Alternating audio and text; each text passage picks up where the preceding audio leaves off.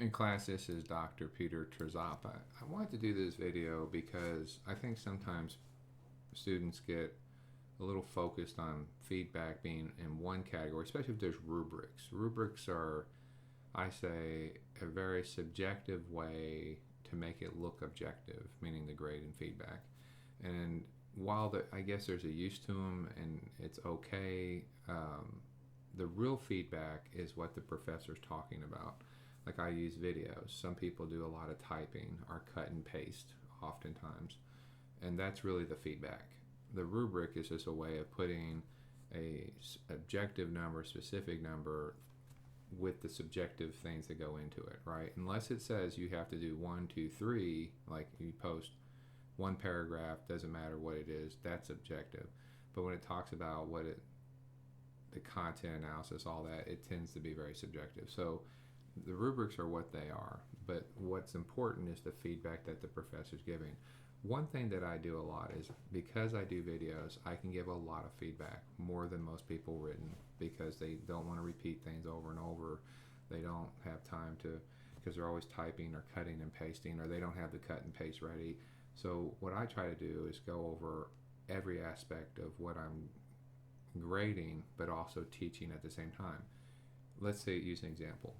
If I sit there and say, hey, it's nice to organize your work with headers and then paragraphs of the Goldilocks effects of 4 to 6 sentences. There's a video on my education channel.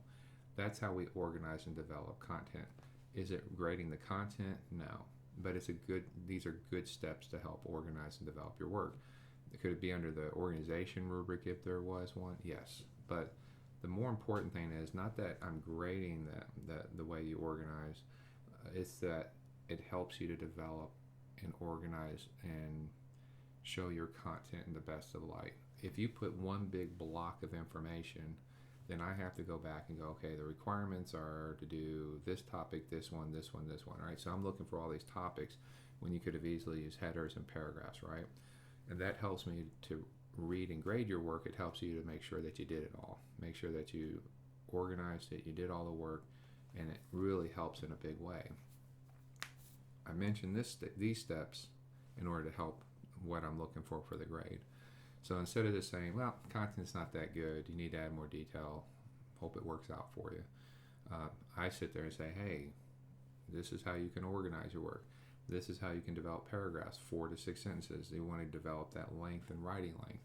I'm giving you specific steps in order to get to that content analysis, right, for the graded part.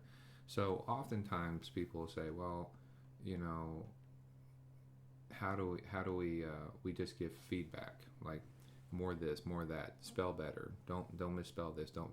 But I go in and actually show you, hey, here's vague words, right?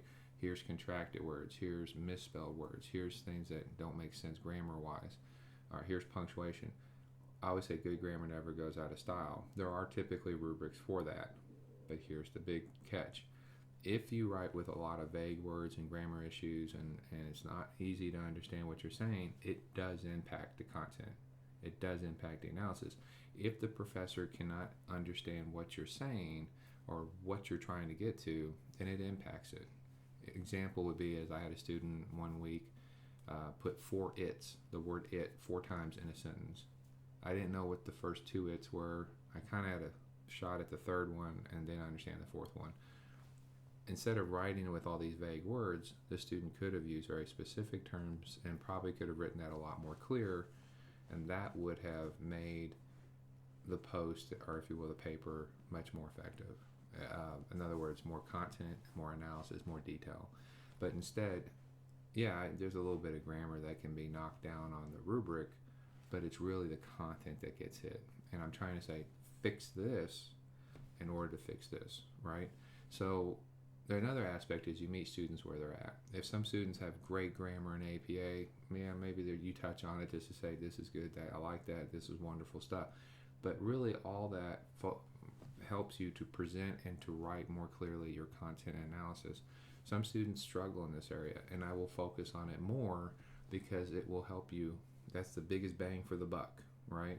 Because eventually if you get this straight, the reading or the writing analysis APA, it will help your content in specifics.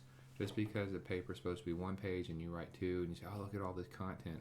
If it's not specific, it's not detailed, it's not clear, it's written so poorly, it's not clear what's going on, then it's not as effective as a one-page paper that's written more effectively and clearly, good grammar. So it's kind of hard sometimes to see that, but I try to make it clear in the videos, like, look, I'm talking about these things, but they're here to help you with the more important things, which is like research and sources and content analysis and all that. So I want students to know that and hear that and understand that in order to help them to write better and to present their work more effectively. If things are organized more effectively, good grammar never goes out of style, you cite and you have clear, writing and developed writing like the Goldilocks effect, first impressions do make a big difference, right? And it makes it so much easier to grade your work. It also makes it easier to write and develop your work.